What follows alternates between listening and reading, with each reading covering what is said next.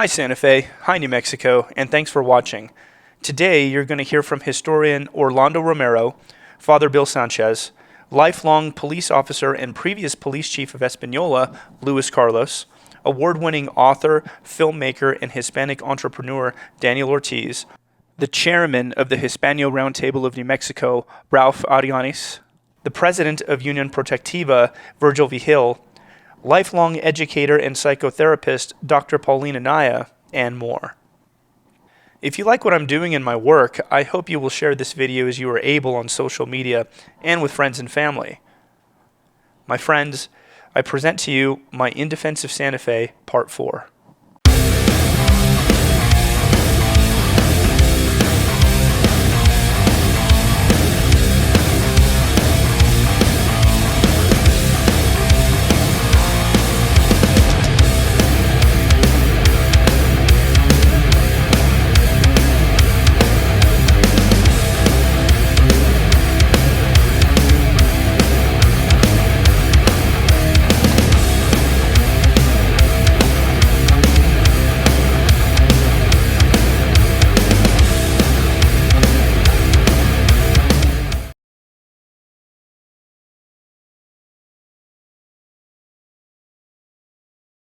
This marks the halfway point in my In Defense of Santa Fe series. If you haven't watched parts 1, 2, or 3, I hope you'll go back and do so. This part 4 will make much more sense if you know where the series has come from and the overall context along with the cultural climate of Santa Fe and New Mexico currently. So far, the series has been educational, informative, factual, and followed a logical flow. Today, we're going to switch gears a little bit. Now in part 4, I'm not going to be doing most of the talking. Instead, I'm going to turn the mic over to just a small sample of people who I consider to be local community Spanish elders and leaders. You may have noticed some of them as I've interlaced short interviews here and there in previous parts of the series. You've heard from Melissa Mascarenas, Ronald Trujillo, Tomas Baca, and more. This demographic in our city, state, and culture is an important part of the overall picture I'm putting together for you. Part of my whiteboard we are building to piece our current community picture together includes them, although you may have missed them up until now. I think this group is so important that not only do they get their very own card, but even more, their very own part of my series. This part 4 is mainly just listening to some of these important people in our community and pondering what they have to say about our city, our leadership, and these current events I've been talking about.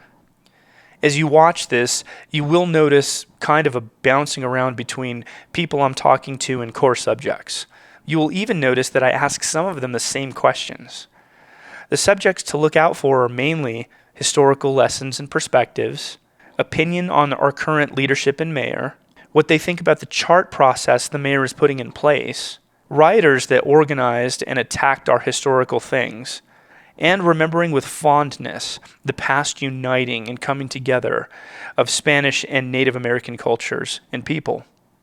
And remember, all this is set in a context of recent attacks on the Hispanic history and culture I've partially documented in this series so far. Card number 11, local Spanish elders and leaders. These have no need for me to speak for them, but it is my honor to seek out a few of them and give them the space and platform to speak for themselves. One theme that you will clearly see through this video is card number 11 does not like card number 8. Sure, there's going to be some exceptions and Hispanics that are not paying attention, but from my vantage point, the clear majority of local Spanish elders and leaders are not fans of Mayor Weber and not shy about it. And they have their reasons. Meet Father Bill Sanchez. I have known Father Sanchez for about a year now. There's something special about him. He is wise and kind and extremely knowledgeable about New Mexico history. Plus, this guy's been around for a minute. I'm here today with Father Bill Sanchez. Thanks so much for taking some time and talking to me. I really appreciate it.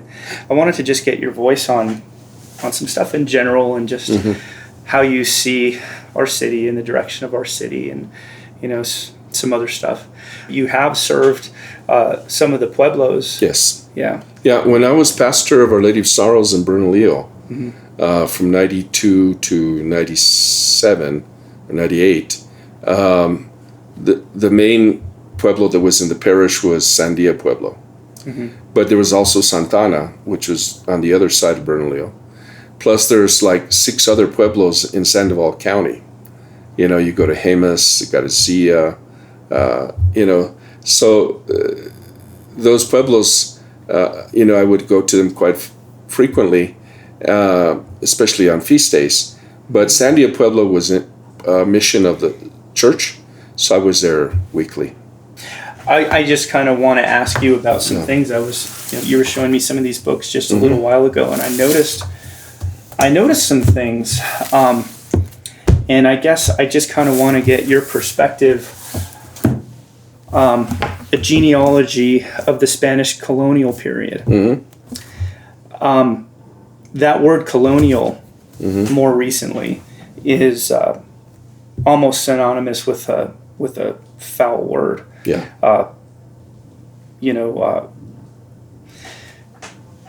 As if what that word means is genocide, as if what that word means is, abuse and murder and theft and all the horrible things that you can think of. Yeah. And there are some loud voices in our community that are suggesting that we should be ashamed of our past, that we should be ashamed of our history, and that it was basically Spanish bullies coming over here and, pushing around, taking advantage of, and murdering Native American people. I know from talking to you that you have a great love and respect for Native American people, and also for Spanish ancestors that came here too. What do you think about the way that this is being spun by some people lately? In that time, in the colonial period, let me say las colonias in Spanish is very different than a pejorative mentioning of colonialism. My mother was born in a village called Las Colonias de San Jose. It's a little village, and it's not colonialism. It's not that negative sense of it. It's people coming together to live together, and where they live. And but from early on, the Spanish here in New Mexico in the early period of time when they first came here before 1598 in the Pueblo Indian Revolt, and then returned 1692 till now, they always had a militia. Every male about the age of 15 had to join the militia. You didn't have a choice. You had to have a weapon, if you had a horse, fine, whatever, but you belonged to the militia till you died. Wow. And so this was to protect the villages, but also protect the pueblos. And some of the pueblos had their own militia with us. So Don Diego de Vargas, he was out on a campaign against some of the tribes that were attacking the pueblos. And many of the tribes that were not agricultural or rooted to the land that way, some of them migrated from the Northwest Territory, and they didn't know they were hunters and gatherers. The Diné, the Ine, the Navajo, the Apache, they had to survive in a desert when they had the lush forests and waters and lakes of the Northwest Territory. So the only thing they did was raid the pueblos who had been here for generations because they knew how to farm and during drought and everything. And there was a constant war and battle, especially with the Diné, the Navajo, and the Apache. The word Apache is a Zuni word. Ashwi is the Zuni. An Apache means the enemy. Whoa. It means the enemy. Whoa. Because they were constantly raiding and stealing the children, the women. In fact, my mitochondrial great-great-grandmother was in Zuni, but she was captured by the Apache and ended up by Belen. They had me do the research, reading the Spanish documents, And they would bring them to me, and I would read them and try to, the ones they had, and try to translate them the best I could. But it was always like Don Diego de Vargas, he's the one that set up the land grant system for the pueblos. It was early on the Spanish had a land grant for Sandia that included hasta la Sierra Madre, which is the main up to the crest. La Sierra Madre. That's what the land grant sent. And it extended into what is now Bernalillo and close to what is now Alameda, the village. So I worked with them trying to regain it, because what happened in about 1858, the U.S. was here in New Mexico, took over. So they came and surveyed, and they went to the first hill, not the Sierra Madre. So the Pueblo of Sandia lost all that land that's to the Sandia crest. And so by now, people have moved in there. They have the tram and everything. People build houses over on there. But historically, that should be native land? Well, it was according to the Spanish land grants. Yes. Yeah. The Pueblo were trying to secure their land that was given to them by law. The United States government was to respect those land grants, even the land grants of Hispanics, like Tierra Maria, like Anton Chico, like all the other land grants that we had here in New Mexico. The native people, the Pueblos, had the land grants. But it was Don Diego de Vargas and the Spanish that followed after him that secured those for them. That land for them. And because it was law, because it was the next government, the U.S. government, was supposed to follow law. Now I give you Louis Carlos, a cop's cop, a protector, an immigrant to our country, and a treasure to our city. This dude was approached by Mayor Weber and was asked to be the police chief a few years ago. He turned him down. You've got a good history in law enforcement. Can you tell me a little bit about that? Absolutely. Well, I've been in law enforcement since I was 18 years old. I started in the correctional environment, and kind of grew up, graduated to law enforcement, working here at the city police department. I retired in 2015. I was a captain in charge of the daily operations, all of the patrol officers, criminal investigations. I love it. I miss it sometimes.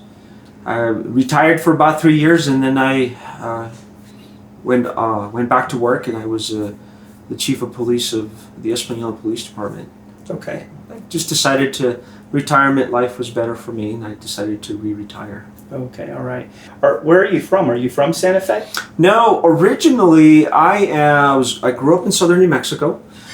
I am actually an immigrant in this country. I immigrated when I was 5 years old. I was born in Mexico. What brought you to Santa Fe? The job. Okay. Yeah, the job. When I first moved to Santa Fe, it was working at for the police department. Oh, okay. All right. And how old were you at that point? I was 23.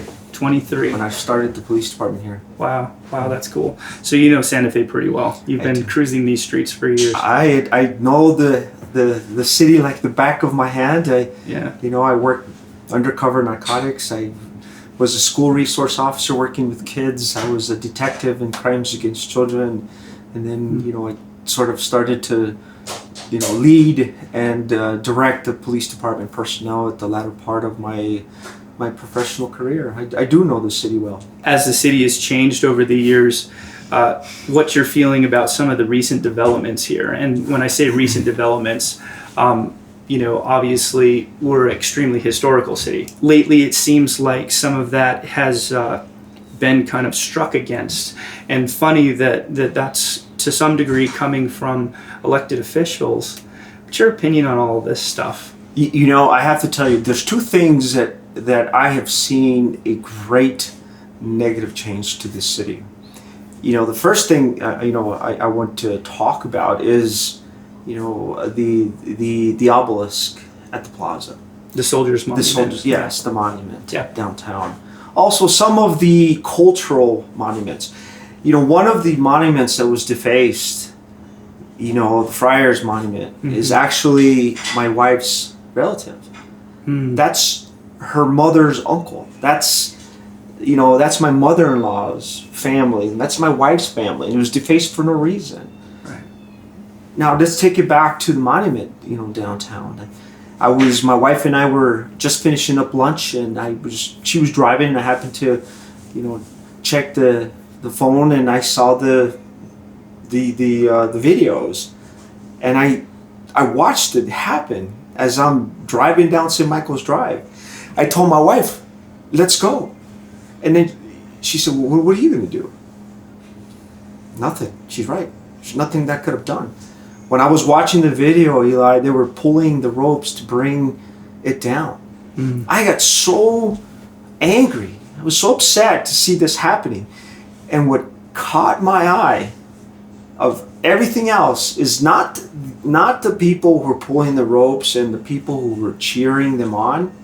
Is in the background, I saw several of my fellow colleagues just watching it happen in uniform. I said to myself, what's going on? You can imagine somebody that grew up in law enforcement world, in that environment, in that professional world, and watching that happen. Not so much, the people that were tearing it down, but this was being allowed. I questioned it immediately. And I still have questions that, I'm just a citizen now. I don't work for the police department. It's not like I could call somebody, one of my lieutenants or one of my sergeants, "Hey, what's going on? Why is this happening?"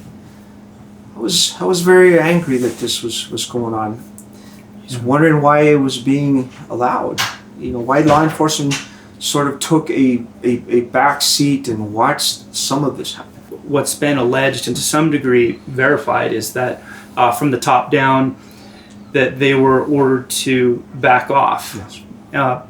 And I think that was the excuse that they were using for that from the top. And I'm talking about Mayor Weber was, we don't want to see anybody get hurt. We don't want to see anybody get hurt is what he kind of, in my opinion, hid behind. And so what they did was the police all backed off, they regrouped, they got some backup, and then they went back in and did a little bit more. But I do know that a lot of police officers, from my understanding, do feel frustrated and do share in some of the same frustration that you have. I mean, can you imagine seeing protesters and rioters that are brought into your town, bust into your town, they don't live here, and they're tearing down the things of the town that are precious to the city, and you're being told that you can't do anything about it? It can be disheartening, absolutely. Absolutely. I have always taken the position, Eli, that law enforcement and politics should never be in the same bag. They should never be in, near each other. It is a horrible, horrible mixture. When you start combining politics with law enforcement, it's when people start getting away with dirty things, right. With criminal behavior and activity. Right. Because of who they know and what some politicians might try to guide. Mm-hmm. And I tell you this from experience. I tell you this because I've seen it, I've lived it, and I hate to admit, but actually this is some truth. The worst thing you can ever tell a politician is no. Mm. Orlando Romero. If God judged us only by our knowledge of history, Mr. Romero would be a saint in the highest regard. Orlando was named eminent scholar for the Department of Higher Education, retired from the position of director from the History Library at the Palace of the Governors, was a columnist for 26 years for the New Mexican and the Santa Fe Reporter, historical author generally, has won awards including from the National Endowment for the Arts and Literature, and was knighted by the King of Spain. He is an expert in original Spanish colonial documents. Orlando, thank you so much for talking to me today. I really appreciate you. Well, thanks very much for inviting me. Yeah. Can you tell me a little bit about yourself? Well, I was born in Santa Fe, but my family normally we lived here since we were with my grandfather and my mother, and I went to the College of Santa Fe. I grew up very rural life here and very close to the Pueblo Indians, Nambe Pueblo Indians. My grandfather had a flour mill here, as well as a chili mill. And so the tribes and from everywhere, all the local pueblos would bring their wheat to be ground here. So we had a very close relationship with the pueblos. And my grandfather actually put the first metal roof on one of the houses in Nambe Pueblo. Wow. The terms that the pueblos used to use for us in those days was pariente, which means relative. Okay? Oh, wow. Yeah, it's a very old term, and they all spoke Spanish in those days. But that's one of the reasons I went into history and in literature. I have a degree. My undergraduate is in English and literature and a minor in art, and then I got my master's at the University of Arizona in library and archive management, and with specialties on translating documents and history. So, but my passion has always been history and literature. So my first book was a novel based on my grandfather's stories, which turned out to be true. I thought it was all folklore. And then my second book was a big architectural historical book on the use of earthen architecture throughout the world. In the meantime, I was a columnist for close to 30 years for two different papers while I was working in history. And a lot of those columns reflect my knowledge of history, my knowledge of Hispanic culture, Native American culture, and actual translations from Spanish colonial documents. So, and I've lectured in Europe, in a number of countries in Europe, but mostly Spain, and throughout the United States as well. On history and Hispanic culture. Yeah. You were also knighted by the Spanish government, correct? That's right, by the King of Spain. I've been blessed that I've had wonderful contact with historians and ambassadors and international people, because I did a lot of work for the State Department with the Council for International Relations in the Visitors Program. So I've been blessed that way. My contacts have been tremendous, and that's helped me a great deal. So to pursue the things that I've always wanted to pursue, which is history. I love history and literature.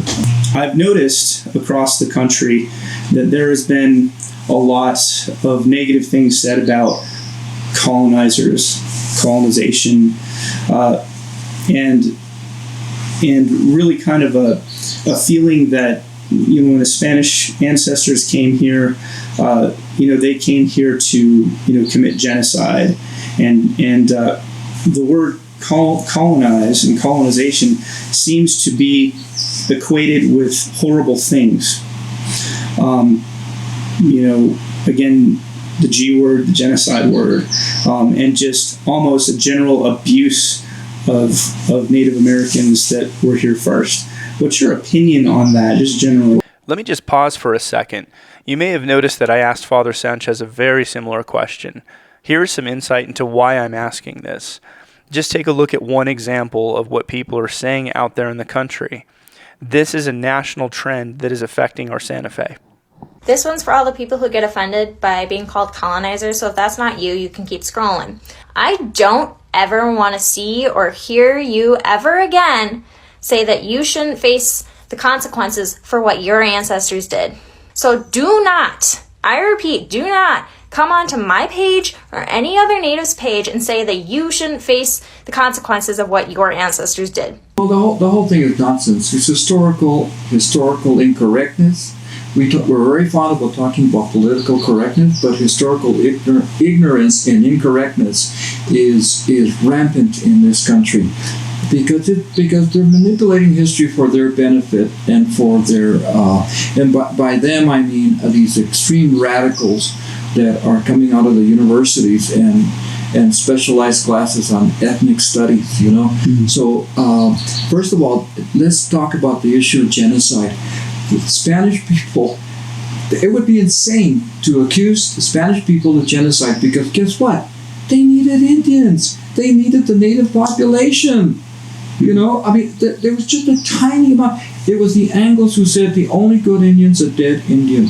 Recently, the New Mexican just published an article, Deborah Howland, our person in Washington now, where they cite the superintendent of Indian Affairs, where they said, well, if we can't educate them and civilize them, the only thing to do is eliminate them. How many Hispanics in the history of our country or the settlement of the Americas by Spaniards ever said that? And this was in the 1880s. So, with me, the BS stops, because I've seen the documents, I've seen these statements, and they're not from Hispanics and the conquistadors, so-called conquistadors. In the first place, for example, Oñate was not a conquistador. He didn't come here with any intent of conquering anybody. He brought, how many? 100 and some people, families, men, women, and children, animals. And for me, and I get very emotional about this, the historical cultural ignorance, the manipulation of history and culture by not just these radicals, by Native Americans themselves who know better. They know better. Because when the Spanish arrived, one of the first statements said, maybe now the fighting will stop. Because guess what? They were killing each other left and right. And if you don't believe me, I have all the books right behind me here. War Before Civilization, even this one, Cousins and Captives. They were taking slaves hundreds of years before the Spanish ever arrived. So give me a break. Give me a break. Yeah, that really flies in the face of the common narrative. The common narrative being that Native Americans were here living in harmony and peace, and the Spanish ancestors came and basically wanted to take everything that they had and harm them. You know what? This is such political correctness BS that I get to the point. I think that's when I was writing my column. I would get to the point that I would write these pieces and I would cite all my sources, stating the same things we just talked about. We weren't the ones who said the only good Indian is a dead Indian. We didn't come here to conquer anybody, etc., etc. Look at what the Aztecs were doing to each other. They were cutting out the hearts of people in sacrifice. Why do you think the conquest of Mexico was so easy? Not easy, but wasn't difficult with a handful of Spaniards, because the Aztecs had alienated all the tribes around them. For God's sake. This whitewash of history is just unbelievable. The documents are full of, but who was writing the documents? The Spanish. Guess what? There were testimonies taken from Native Americans. Mm-hmm. They were going to send an emissary down to El Paso to try to bring the Spanish back. Daniel Ortiz is very knowledgeable about history. I've spent some time with Daniel, and he's always balanced, focused, and aware of counterpoints of view. I think his ability to understand and anticipate criticism, mixed with his intellectual honesty, makes him somebody to be listened to. So I'm here today with Daniel Ortiz. He is an award-winning author and filmmaker. You want to tell us a little bit more about that, Daniel? Well, two things. Number one is my primary vocation is I support Hispanic entrepreneurship. So in that context, my business is latinosuccess.com. Okay. So website. I also produce a TV show, American Dream, Latin Soul, where I interview Hispanic entrepreneurs. I am an award-winning author. Wrote a book several years ago, How to Achieve the American Dream Without Losing Your Latin Soul. Nice. Subtitled, Bridging the Gap Between Two Worlds. Basically on the premise that Hispanics, we are Americans. Baseball, hot dogs, apple pie, and Chevrolet, and all that. But we have our unique culture, which impacts how we approach business and success. So, and I was fortunate enough to win the Best Self-Help Book for Latinos for that book, the International Latino Book Awards, founded by Edward Olmos. And my latest venture is I am producing a documentary film, Hispanic America, The Untold Story. Well, thank you so much. So the two reasons why I wanted to talk to you is because number one, you are well known and well respected in our community, and you're very outspoken when it comes to things concerning the Spanish culture and our history. And then the second reason is that you are very knowledgeable when it comes to history, especially history of the Spanish ancestors. And so, just to get right into it, if you think about what's happened here over the last few years, and I'm talking about the monument being being, at least the top of it being torn down and attacked, and what sure does feel like, attacks on the Spanish culture and the Spanish history. How does that make you feel? There's a lot of emotions that come to mind, Eli. The first one is sadness. There's again angry sometimes, but really the overwhelming feeling is sadness. And the reason I feel sad about it is because Santa Fe is called the city different for a reason. And Santa Fe was known for a lot of things, but it's also been known for a very long time as a tricultural city, where Native Americans, Spanish descendants, and recent Anglos live together in peace and harmony. And all of a sudden, that's changed. It seems like overnight. And we do have a mayor who's come from out of state, and I don't believe he knows really the history and the culture. There's a term for what's been happening in gentrification of Santa Fe, but it's called the white savior syndrome. Anglos come in. It doesn't have to be Anglos, but people come in from out of town. They think they know the city and the culture, but they really don't. So the overwhelming feeling is one of sadness, but not despair, because I think what's happened is it reignited not just for local Hispanics, but Anglos who have been here for generations as well, who understand the culture. It's reignited our own pride in our own city, and it's reignited this pushback, I guess you'd call it, where we're not going to let our city be taken away. We're not going to let our culture be erased. Dr. Anaya has dedicated a large portion of her life to education, and then she turned around and became an educator, among other things. She is very knowledgeable in history and our culture. She took part in Albuquerque's version of the chart process, actually by many of the same people who are doing the chart process here in Santa Fe. She has a lot to say about that, and a lot to say about things going on here in general.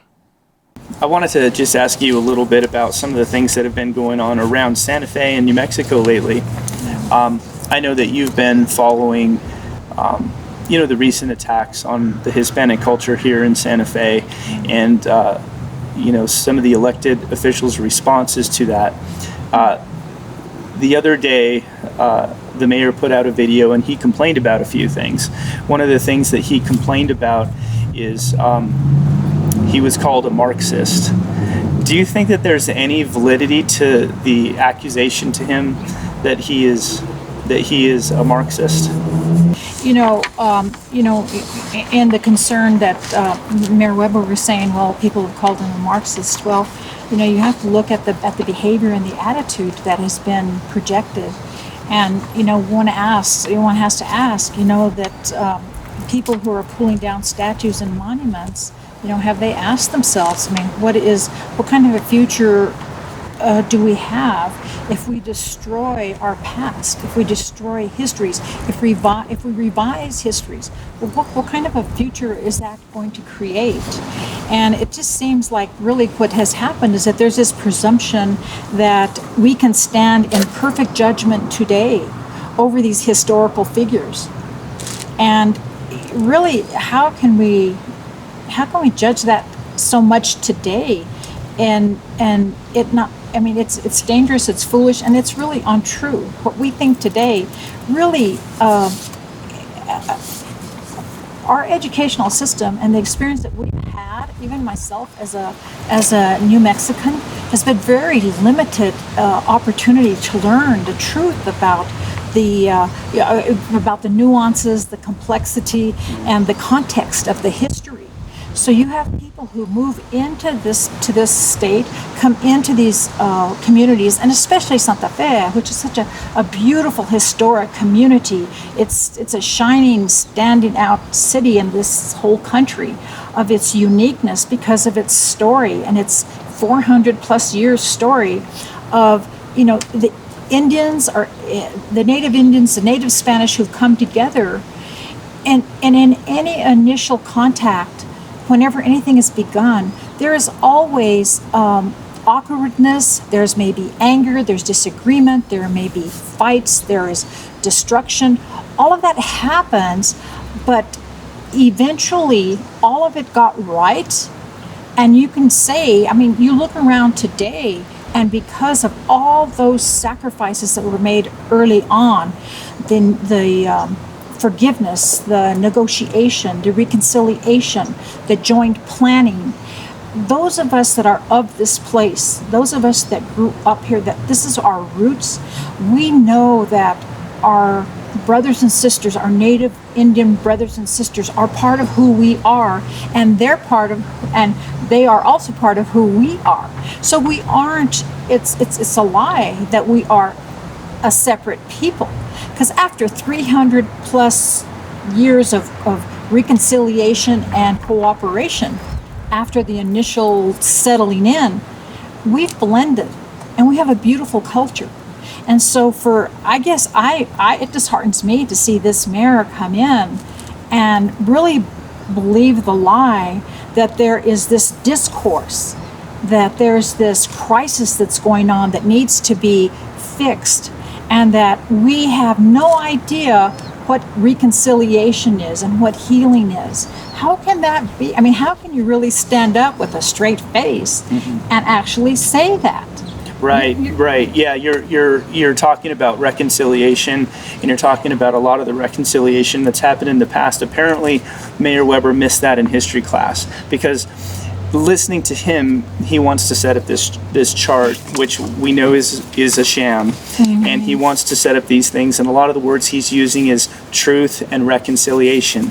And I know a lot of natives, and I know a lot of Hispanics around here that are thinking, you reconcile with your enemies, not your friends. I'm going to reintroduce you to Virgil Vigil. Virgil Vigil is the current president of Unión Protectiva.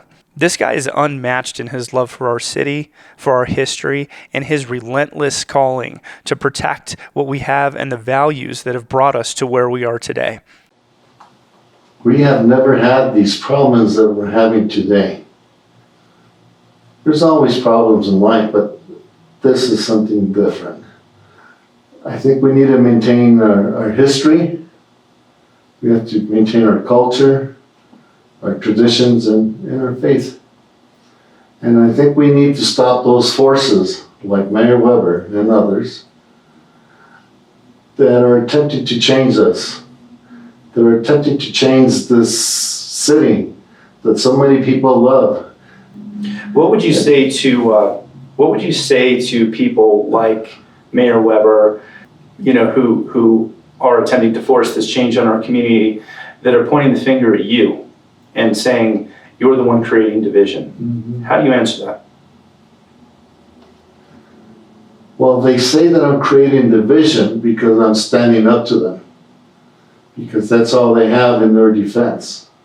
Okay, and it's just not me. I'm not one person. There are many people in this city that feel the way I do. It's just that I'm a little bit more vocal, and I have a position in an organization like Unión Protectiva that can say, hey, no, it's not one person here. It's more than one. It's hundreds, it's thousands of people here in Santa Fe. You also happen to be the president of an organization that has the name Protection in it. The Unión Protectiva was established in 1950. That's what we're here for. We're here to protect the city, our citizens, our history, our culture, our traditions, and to educate those people that don't understand what we stand for and what this is about. So, and we have to do that.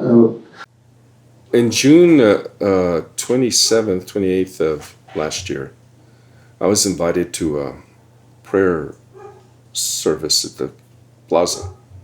And I didn't know who was going to be there. I just said people are coming together to prayer, different denominations. So I went, and it so happened that Mayor Weber was there. And after the prayer service, I went up to him, introduced myself, told him I'd been here all my life in Santa Fe. I'd known a lot of mayors through my dad. My dad was involved in state government and politics, so I knew a lot of the mayors. I knew Mayor Gonzalez, the older man.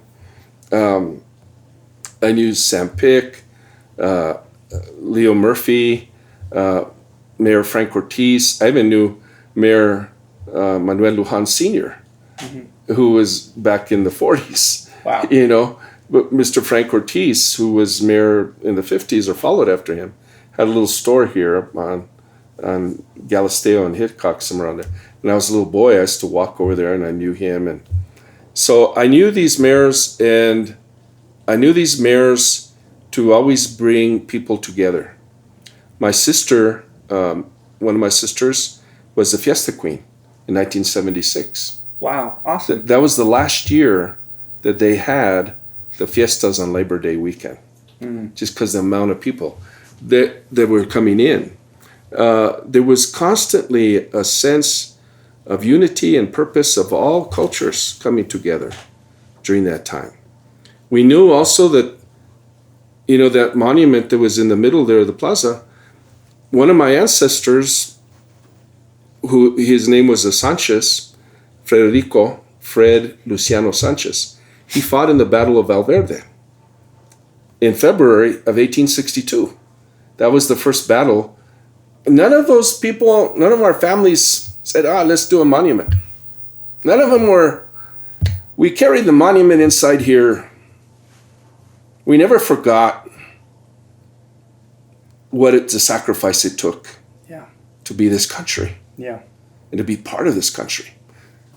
All those battles we have fought, we didn't ask for anything. Yeah. We didn't ask for a monument. So they gave us this monument, you know, for what was there, but now they made it more important for us to keep it, to restore it. Right. I think you're doing a great job of kind of personalizing some of the stories behind that, because you personally have ancestors that monument was built for. Yeah, I know. That prayer meeting that I had in the plaza a year ago last June, when I talked to Mayor Weber and I told him that I known all these mayors, and I said, all these mayors brought people together, the opposite of what you've done. I ask you, please resign. Please resign. And he laughed at me. He said, why should I resign? I said, because if you don't resign, you're going to leave a mess. You're tearing the town apart. I said, you don't know the history. I said, do you know who Don Diego de Vargas was? Well, we had intelligence reports, and I go, what do you mean intelligence reports? Well, we had intelligence reports that something was going to happen over there, so we had to move it. And I said, do you know what he did? Do you know that Don Diego de Vargas in Madrid, Spain, the de Vargas family, they're the ones that hold the relics to San Isidro Lavador? You know, the church there in Agua Fria, San Isidro? Mm-hmm. He worked for the de Vargas family in Madrid. Don Diego de Vargas had cared for those relics growing up in Madrid. The cathedral in Madrid is named after San Isidro because the de Vargas family wanted it made that way. When he came here, he had many churches named after San Isidro, Saint Isidore, the laborer. And it was his idea that he wanted to be buried there.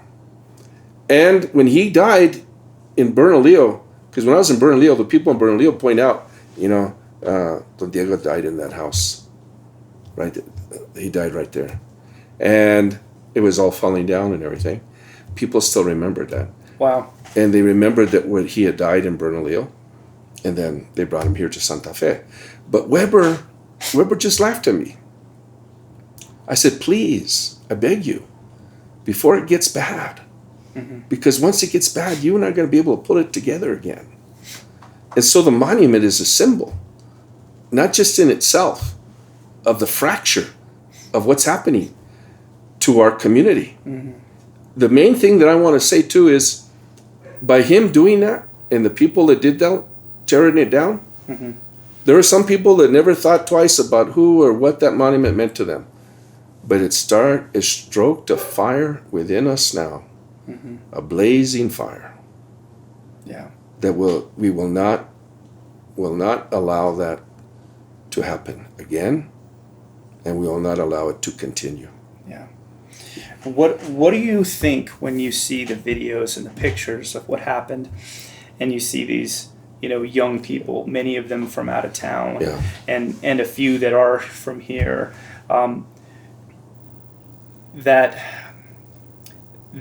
did that and think that they were doing a good and righteous deed? I always ask the question, who brought him here? Who told him to come down here? The Three Sisters in Red Nation primarily, well, and also some professors from UNM. Yeah. Well, I think the Pueblo Indian Council didn't ask them to come down. Nope. You know, I knew Domingo Montoya from Sandia Pueblo, who started the El Pueblo Indian Council there in Albuquerque.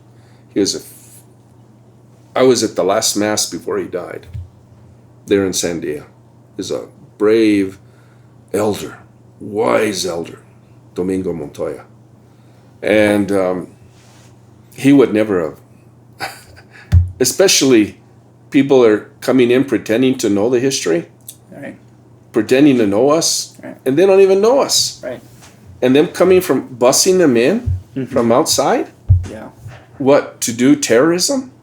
I see it as an act of terrorism. Me too. And I see that act of terrorism that was promulgated by Mayor Weber. He knew it was coming. When I talked to him, he had this smirk in his face, like, wait till this happens. This is gonna. I looked around that prayer meeting. There was several police officers.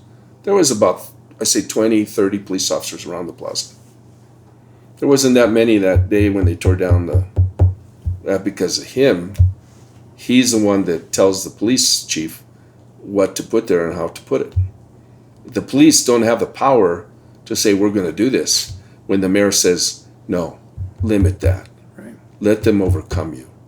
And he let, you know what, as somebody who worked for state police, I really feel like what he did is damage other police officers that are today, because young people or older people see what these terrorists did to police officers, how they attacked them. They got away with it. They got away with it. If it'd be me or you, Oh, I know. we would be in prison. Yeah. We'd be in prison right now. Yeah. But they got away with it, and that tells other terrorists, hey, we can do that. We can do that to police officers. Yeah. Yeah. And then, so that makes police officers even more hyper. That, are they going to come after us? Are they going to do this to us? Right. When there's this idea that, let's get rid of the police, let's do away with the police, and they're not integral to our society, nor are they valuable to us anymore, because one man, the mayor, he's not going to be mayor forever. And I told him, I said, someday you're not going to be mayor. Then where are you going to move to? Okay, you won't stay here. Ralph Adianis is a man of principle. Ralph is extremely passionate about the Spanish history and culture. I've seen Ralph personally take hits standing up for what he thinks is right. Ralph is the head of the Hispano Roundtable of New Mexico. How does it make you feel when you see, what happened to the statue of Oñate, and when you see, Don Diego de Vargas being removed, and you see, people that have been bussed in here from other places to come and protest us as a city and label us racist and say things about our past that we know aren't true, like genocide. How does that make you feel? Angry. It's an assault on our culture. It's an assault as we as a people. The fact that our culture and even our community is attacked with these kind of things is appalling, is outrageous. And first of all, it's unfair, because most of us in New Mexico, Hispanics, we're a cross-pollinated people. Yes, I mean, we are. I'm 17% Native American, Tewa.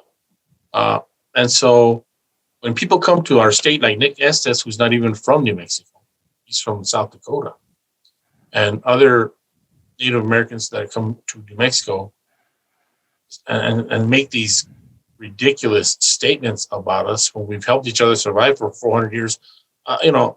Spanish were the first group where the government from Spain said, yes, intermarriage is okay.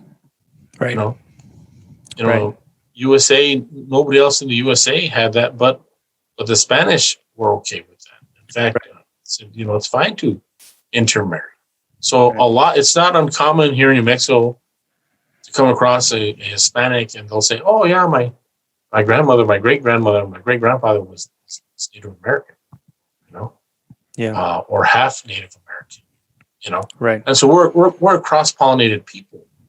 Yes. So when they attack us, they're really attacking themselves as well. They're really attacking themselves because we're really the same people. Now, Native Americans there are those Native Americans that have a very high percentage of Native American blood. They're maybe they're 70% or 80% Native American, where we are like 17% or 20% Native American. Some are even higher, 30. A lot of my friends are 30 and 40% Native American. DNA's revealing this history about us. Yes. So to answer your question, it's an assault on our culture. It's an assault on our community. It's an insult to the sacrifices that our community has made to build this nation, to build our state. You look at the amount of Hispanics that fought in all the wars, and every war this country has ever waged, going back to the American Revolutionary War and before that, all the way to today. We have millions of Hispanics who have sacrificed, given their life to this country. My uncle, Rufino Gallegos, was killed in World War II in the Battle of Guam there. Guam Independence Day. He was killed there. I'm insulted that they attacked the obelisk because my great-great-grandfather, Inocencio Arellanes, fought in the Civil War at Glorieta Pass, at the Battle of Valverde. And in fact, Inocencio Arellanes, my great-great-grandfather, after he fought in the Civil War, he went back home to work on his farm and ranch. And as he was herding his cattle, up in Chaperito area near, about 20 miles east of Las Vegas, he was herding his cattle and he was killed with an arrow in the back by a Native American that I'm sure wanted to steal his cattle. And I'm not out there blasting it everywhere and saying, well, Native Americans really killed, we're really out to kill Hispanics. And cowardly killed my great-great-grandfather. Right. So I'm not out there blasting that out there. That obelisk was stood there for 152 years. And because of bad leadership, that Mayor Weber, and a lot of these other, morons that are beating the drums about it, tear it down. All they had to do, so that means bad leadership right there. The mayor's office in the city. What we're advocating for is look, just take off the panel with the racist language, replace it with something that's much more inclusive, uniting, that speaks the truth about the fact that there were 9,000 to 10,000 Hispanics that fought in the Civil War. That information was not on that obelisk at all. We should get that on there. But for example, if there's racist art painted in a building, as has been alleged at UNM and different places, you don't tear the building down. You just paint over the art, or you remove, you take that art piece out, or you paint over the wall. You fix it. You fix it. You fix it. You fix it. You like I've been saying all along. You mend it, don't end it. You see the phrase and the demand land back a lot. Okay, I'm glad you're asking the question. And let me just say, they spray painted that all over our plaza. They spray painted that on the Cross of the Martyrs. They sprayed that on the library. At the history library where I worked. Where the statue of the priest is. But I also see that phrase in riots, even when you look at some riots that have happened on the other side of the country, in Seattle, in Portland, in New York. you can see where they've spray painted land back there as well. What do you think is driving that? And what do you think the goal of that idea is? And what is your opinion about this resurgence of the idea that that this land belongs, to Native Americans who were obviously here first? But now here we are 400 years later, and you're still seeing that phrase come up quite a bit. Well, in the first place, historically, for Santa Fe, let's stay to the local issue here. For Santa Fe, that's ridiculous, because the reason the Spanish chose Santa Fe to settle in is because, one, the laws of the Indies and other laws prohibited really close contact with Native Americans as far as living together, okay? And that's what had happened at Okeowingi, at San Gabriel.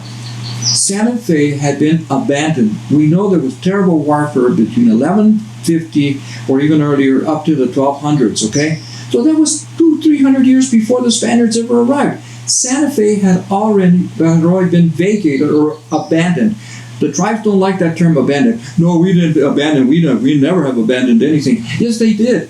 Yes, they did abandon many areas, and that's why the Spanish found that there was lots of wood for the vigas and a clear running stream with trout and deer and things where they could start a civilization away more separately from Okeowingi. So to say in Santa Fe that the Spanish took over and conquered or chased the tribes out is nonsense. In fact, they all fled from each other, and if you look at the history, and this I'm not making this up.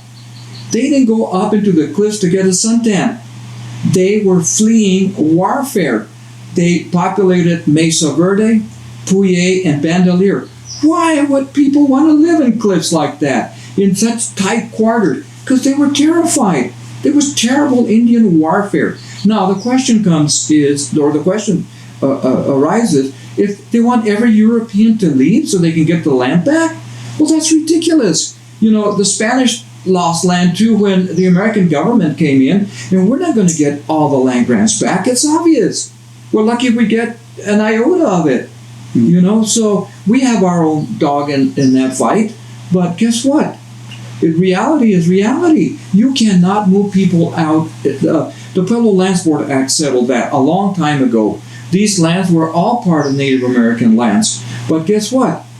That was all settled. If we're going to start another war over land again, well, what's going to be the difference between that Palestine and the Jewish and the Jews? I mean, are we going to do this all over again? I mean, this to me is another form of reverse genocide and moving people out of places where they've been forever. I mean, I just don't understand that.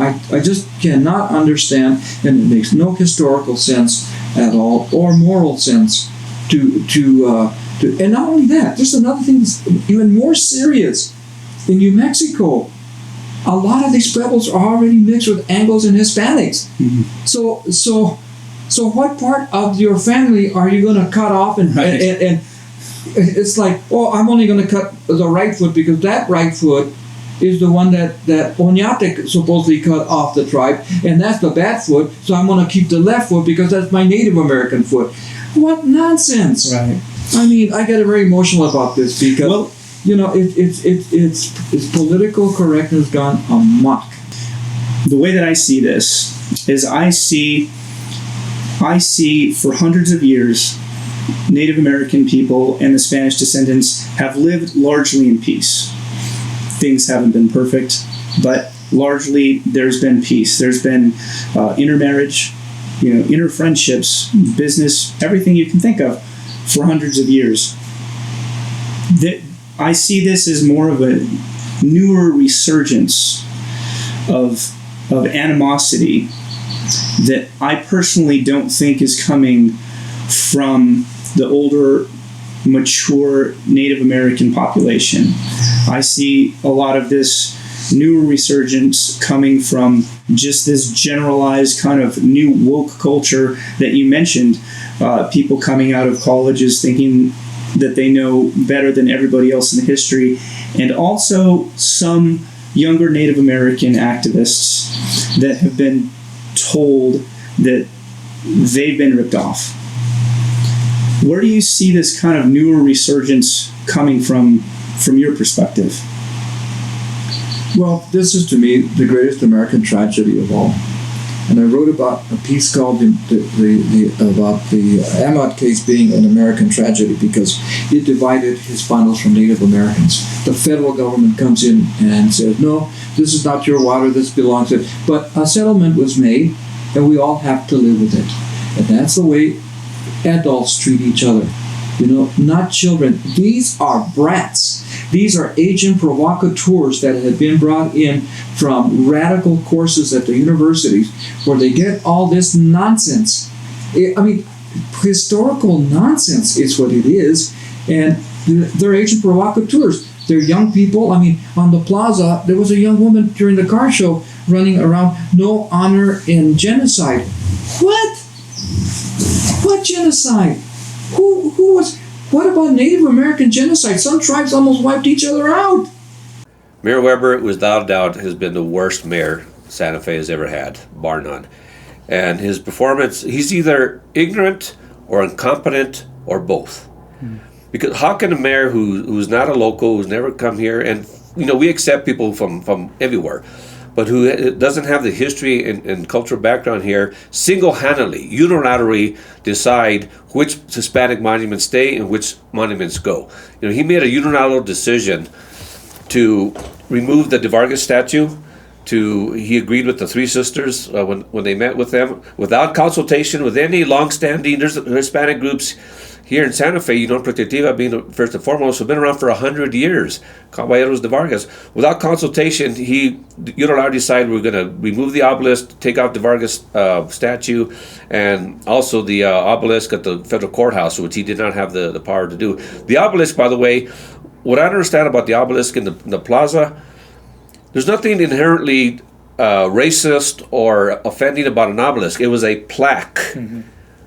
That was inscripted, I don't know, it was 100 years ago, with identified savage Indians, right? Mm-hmm. All we had to do is remove the plaque, right? That was a Civil War monument. It was not a monument to the greatness of Hispanics or their achievement of Hispanics. That was a recognition of the veterans in New Mexico that pushed back against the Confederacy and kept New Mexico safe, or kept New Mexico a free state. So, but anyway, Mayor Weber then...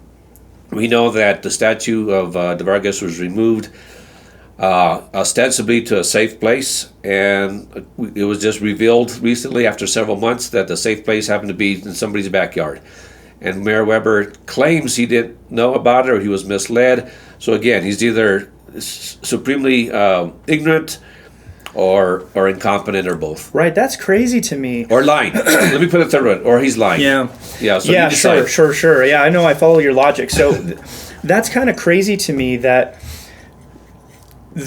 somebody who is the mayor of a town, someone that may have underestimated how valuable something was to a humongous demographic in the city, could take that, realize the pushback, and still allow that to happen. I mean, that's crazy. I saw the pictures of that. It's like in someone's yard, just sitting there, still with the ropes around it that were used to remove it. And he never followed up. He never asked about it, or he said he was misled. Well, I'd like to know who misled him and what the consequences are for that individual. Yeah, good question. I mean, they should be fired or reprimanded, but that should be known. Who was the so-called person that misled the mayor? Yeah, I don't know. And I think that's where that foolishness comes in, and how those of us can't really take this seriously. Especially, I took a part in what happened in Albuquerque and the chart, the process. And that, I have never had that kind of a disjointed experience where you really aren't coming together as a community and expressing yourself freely and openly. It's all controlled, every bit of it, from who they decide they're going to select, to how they want people to behave, to the words you can use or cannot use, to how much time you're allowed, and how no one can respond to anything that you say, and you have to sit back and meditate and breathe deeply for this to go on. And then they feed you what it is they want you to believe. It's so contrived. I wrote down a little bit about, their advertising and asking for people to apply. There's just 2 weeks left for people to get online and apply to be a part of the facilitator training so that they can facilitate the interviews that are going to go on and all that they'll be doing for the next 6 months to come together. And I very much will know that they already know what the outcomes should be because of the way they define that it's going to be about culture, it's going to be about history and art. I'm not sure why art got in there. Well, because they want to tear down a lot of Hispanic art. That's why. And apparently. Yeah, so they have to say art because they want to burn a lot of it. Okay, and because you figure that 400 years of existence here, that there should not be any or very little bit, which there still is, very little bit, other than the people themselves and the culture that we practice and what we believe in. So that's still an expression of maybe what they want to not have.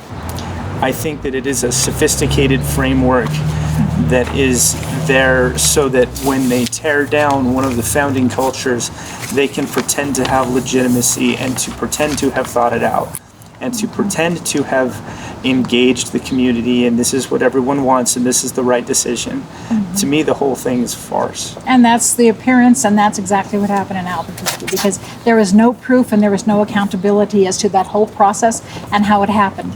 You can't know how it actually was put together. And I'll certainly here, you're not going to know exactly how they're all going to put it together and how they're going to, I mean, when you participate, you'll begin to understand the framework and how restrictive it's going to be because they're in control.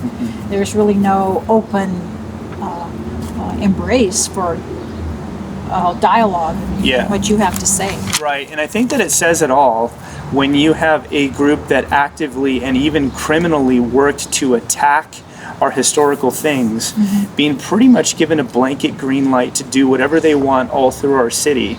Yet the historical things that have been here for hundreds of years have to go through this massive committee just to have the right to continue to exist. Mayor Weber talks about art a lot, and I've noticed some things that he said because he has a big problem with some of the art that is Hispanic art.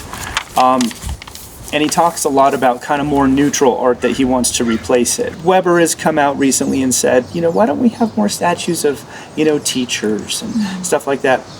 My response to that is, yeah, let's build those. I think that's great, but how about we not destroy the ones we have also that are representing things that are so ancient.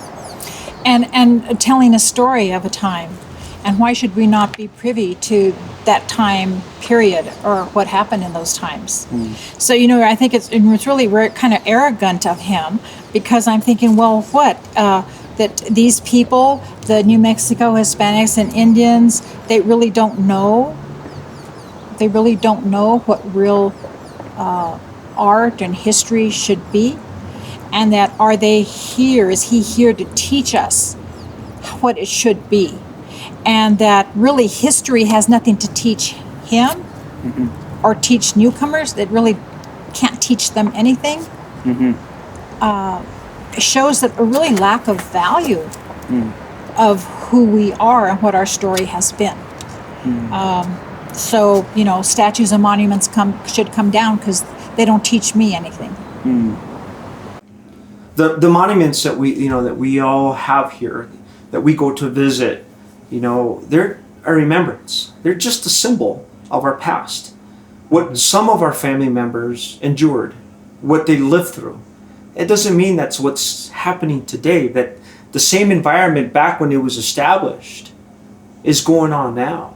It's just a remembrance. It's for us as citizens to think back of what happened, the suffrage. I get it, but I don't understand it. I don't understand why a monument just hurts so many people's feelings. I don't understand how what happened a long time ago is making a difference now. We've learned from it. Yeah. We have definitely learned from it. I'm surprised. Let's talk about monuments. Cross of the Martyrs. We know what happened there. Okay, we know what happened there. I was telling some of my colleagues is I'm surprised they haven't torn that down yet, because people take some sort of offense to it. You know, I didn't grow up in Santa Fe, you know, and I can't say that I'm from here. I moved here. The job brought me here, but I have to tell you, I consider myself part of this community. You know, I served on different committees to make our community a little better. I served on several boards. I was a police officer here. I became a member because this is where I want to be. This is where I want to be. And to see all this happening, it's just frustrating, Eli. It's just frustrating for me to see as a citizen now, is that how can this be allowed here? Yeah. You know, I read newspapers, watch the media about it happening in other cities across our great union, and for it to actually be here at our doorstep, it's unnerving. For me, it is. Yeah. You know, the mayor has made a lot of statements about this, and one of the statements that he's made, Louis, is he said that he recognizes that as a country we're in a national moment and a national movement, and he felt like we should be part of that movement as well. So instead of being the city different, the city where we can coexist with our history and be okay with that and all live together and grow from these experiences, no, he would rather see our monuments come down too, just like Washington, just like other places in the country, even though the monuments that we have here, for the most part, are different things. And that was frustrating to me, you know, and I think that definitely played a role in his decision to tell the police to back off, because he had already said that he wanted that monument to come down. Moving forward from this, being part of the community since you were in your early 20s, knowing the shiny parts of our city and the not so shiny parts of our city, what would you say is some of the solution here? What's the right direction for our city? There's an evident division in our city with the haves and have-nots. Wherever you might be, I don't give a flying tortilla.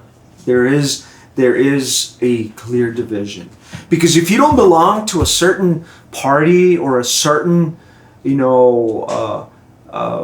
political actions or political side, you're pushed out. There is.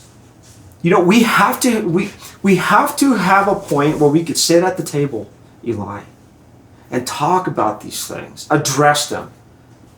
But it's like, if you don't like the way the game's turning out, you're going to pick up the ball and go home. We can't have that anymore. I see it. I've lived it. I've worked it. I said, when I ran for a position here, because I am a conservative, I'm a registered Republican. An immigrant, a Mexican immigrant in this city as a registered Republican. Go figure. It's because I have a lot of the beliefs from the conservative side of the aisle. You are a rare bird in our community. I am. I truly am. You come out recently and sued the mayor and sued the city. Can you just give me just a super quick synopsis of where we stand on that? We have tried everything to work with the mayor. We've had prominent people write to the mayor and tell him that they're willing to help. Had prominent people tell him that they don't agree with what he's doing. But the mayor doesn't seem to listen. The mayor is set in what he wants to do. And it doesn't matter whether the state Supreme Court justice talks to him and writes him a letter, or the clergy write to him. He doesn't respond to no one. He doesn't have the courtesy to respond to them. He made a promise to the three sisters and the Red Nations last year in June that he was going to remove the Don Diego de Vargas statue, the obelisk in the center of the plaza, and the obelisk, the Kit Carson obelisk at the federal place. The mayor is a person of power. He's a very rich man, and he thinks because he's very rich that he's very powerful. That could be true. And he's in the position as a mayor that he carries, because of the position, he has power. The power that he used was to have his workers remove the statue. That's power. He says, I want this statue removed, move it out of here. They follow orders, they removed it. He broke the law because the statue is the soldier statue is a protected monument. This statue, the state of New Mexico has declared this statue as a historical item, a historical statue. So he didn't have the authority to do what he did, according to what we understand of the law. Not only is it a state protected, but it's also federally protected because the federal government also indicated that it's a historical statue.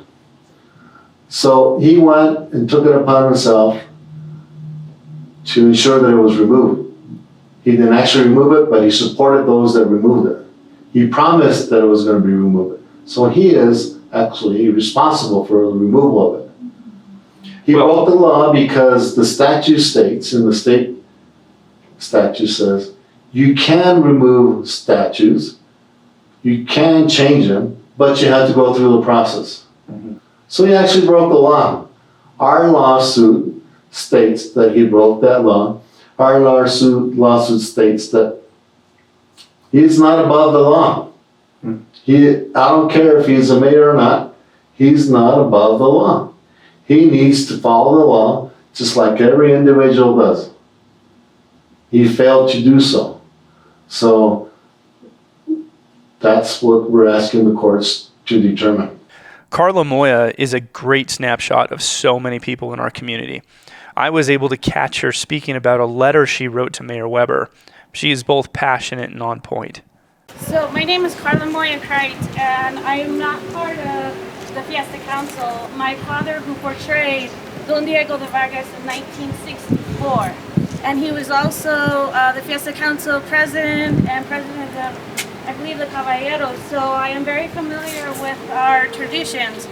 So when I heard that he removed the statue, I was quite upset, and in my thoughts, I wrote him a letter, and I titled it "Destroying a City That Was Once United." This is an open letter to Mayor Alan Weber. I'm writing this letter to give you a lesson in New Mexico history. Your action to remove certain statues that represented the Spanish race is despicable. Your liberal views have now tainted your ability to be objective and listen to both sides of the history. Your actions have created a vision in a city that once represented many cultures living as one.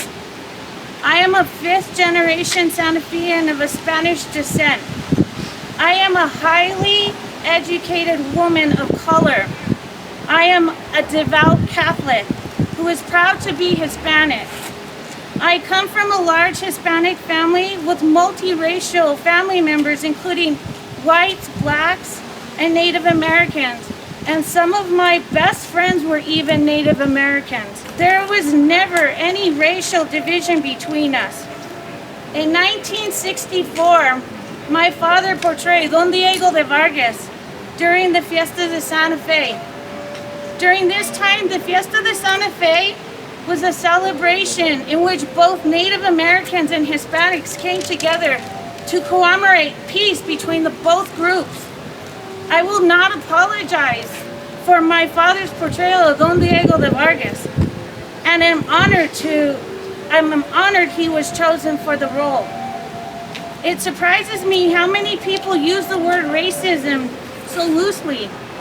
Mr. Weber, Mr. Alan Weber, you, along with most people, have probably never been discriminated against based on the color of the skin or their surname.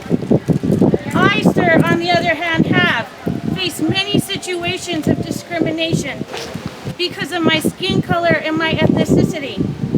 Just last year, my family had to experience the worst type of racism firsthand when a white supremacist brutally came and killed my aunt in El Paso Walmart massacre because of her race.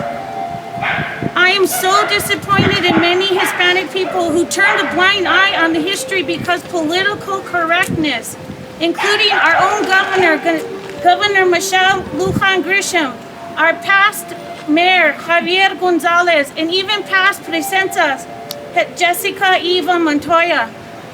Don't they remember participating in the pageantry of the Fiesta de Santa Fe or celebrating fiestas in the plaza?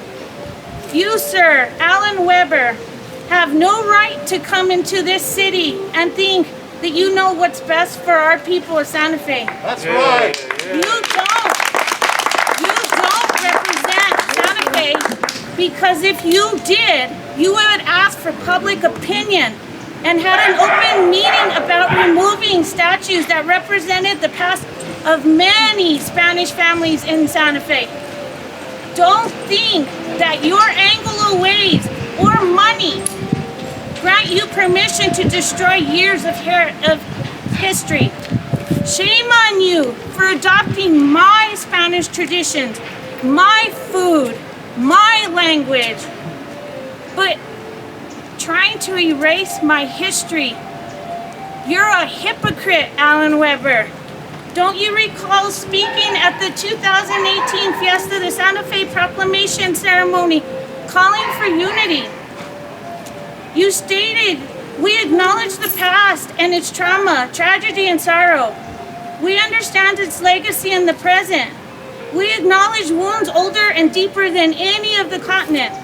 On behalf of those from the past who cannot ask for forgiveness, we do so now."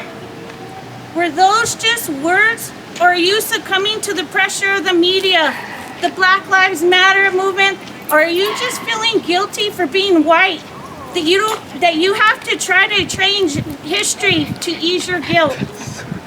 I'm angry, and now it's time for Hispanos de Santa Fe to stand up and protect our heritage. I have sat back and listened for years to how only the Native Americans were mistreated and tortured without mentioning what the natives did to the Spaniards during the Pueblo Revolt in 1680, led by Popeye, a medicine man who was from San Juan Pueblo.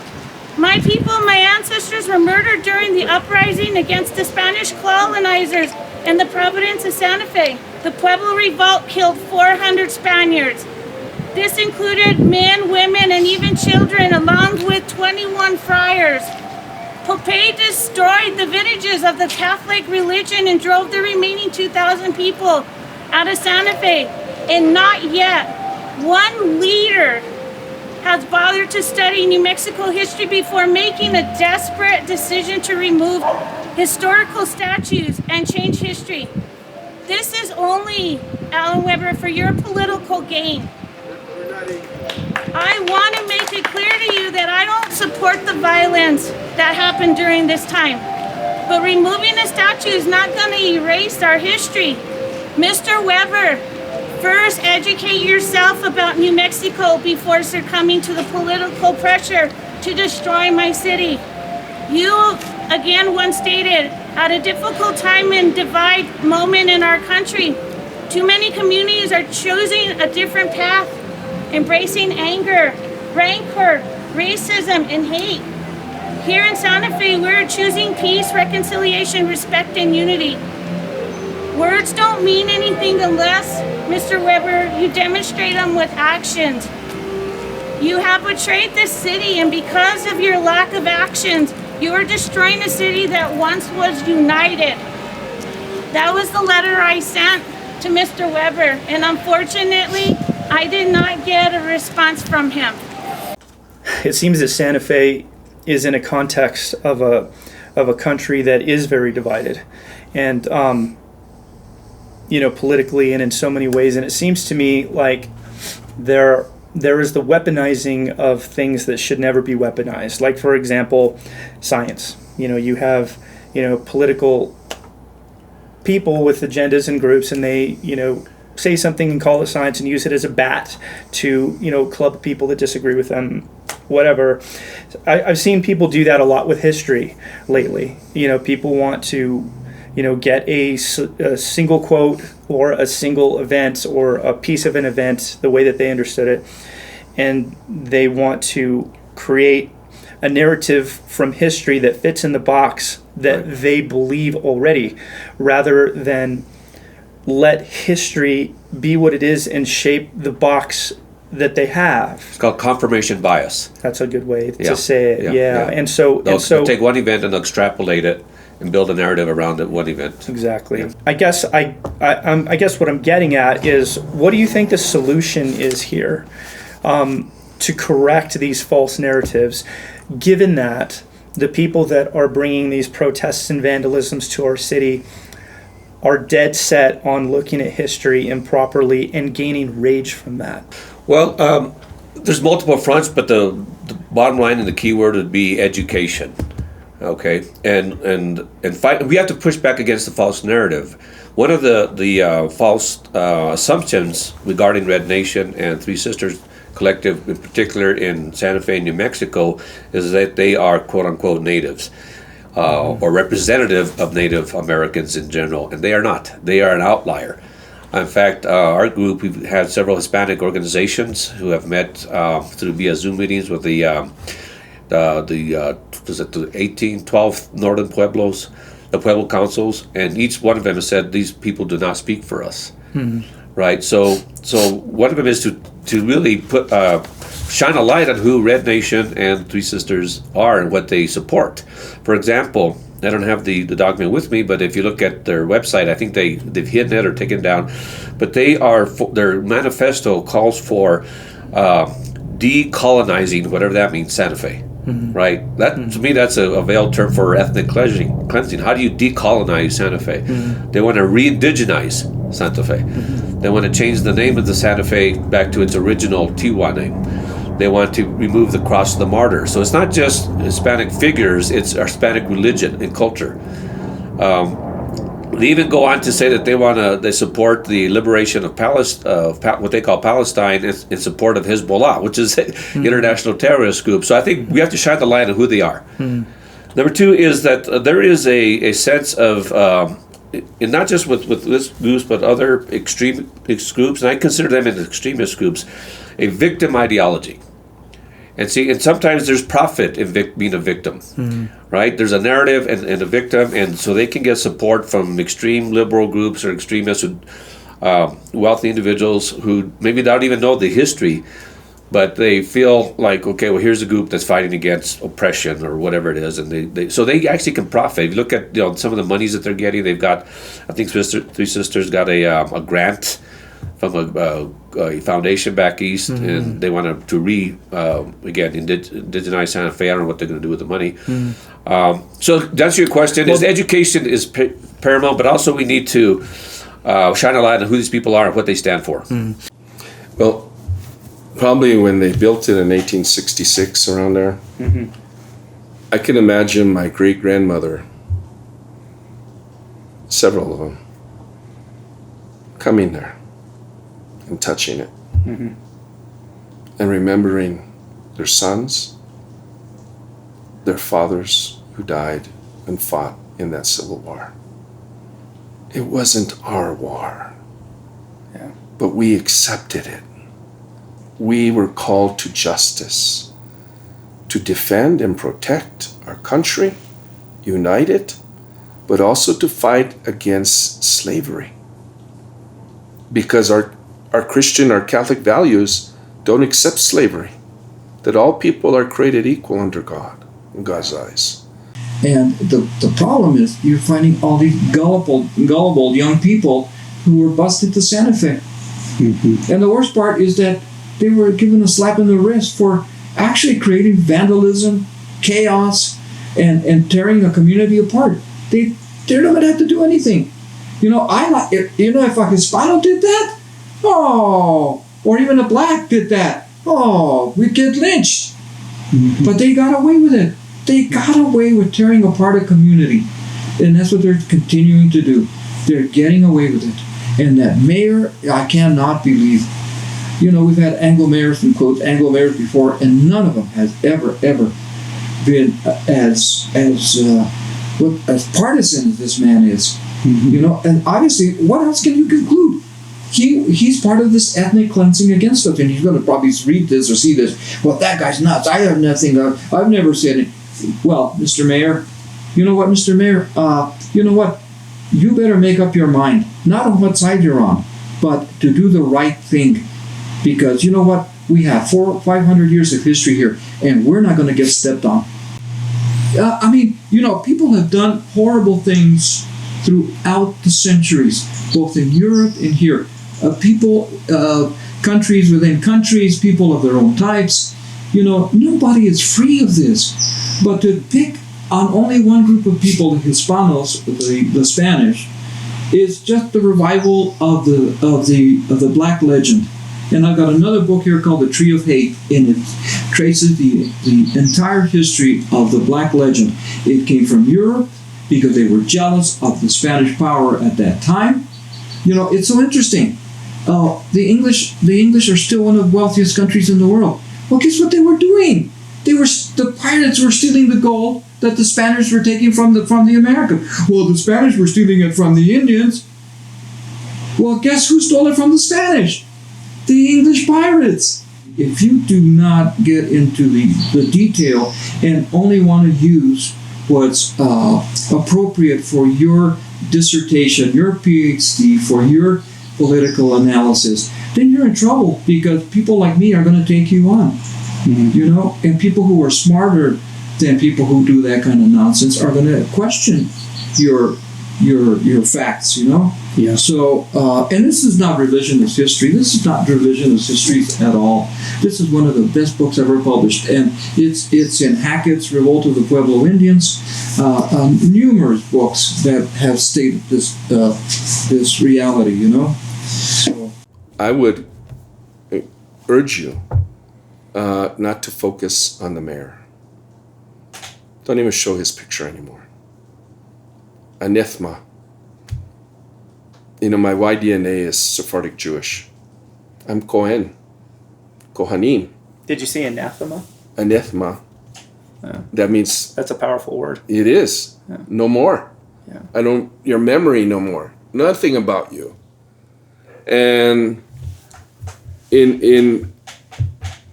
I am a blood relative from Aaron. That came from Jerusalem to Spain to Mexico, and Mexico to New Mexico. They love the law. We are the law givers, protectors. Uncle Moses did that. He doesn't respect the law. He doesn't care about the law. And so, I really think that you should not even think about him, mention his name anymore. Let's have him over there and our mayor here. A man or a woman that we vote for. If he wants to divide us, let's unite ourselves. Let's separate ourselves from him.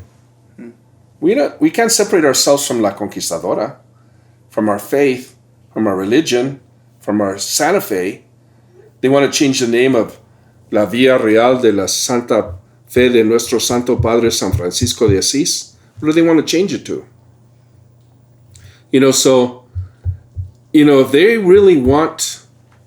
we really want to honor and respect our elders and where we come from, we need to go separate ourselves from this man and these other people, these terrorists. And let's ignore them. Let's not do anything, but let's do our own celebrations. Let's have our own processions, our own entradas. We got to do that. And don't let anybody say, well, I have intelligence reports that this is going to happen or that's going to happen. I don't believe that. Yeah. Intelligence reports from who? Well, from the three sisters. Oh, yeah. The three sisters called the mayor and emailed the mayor and said, hey, there's going to be this attack. Yeah. And so he knew.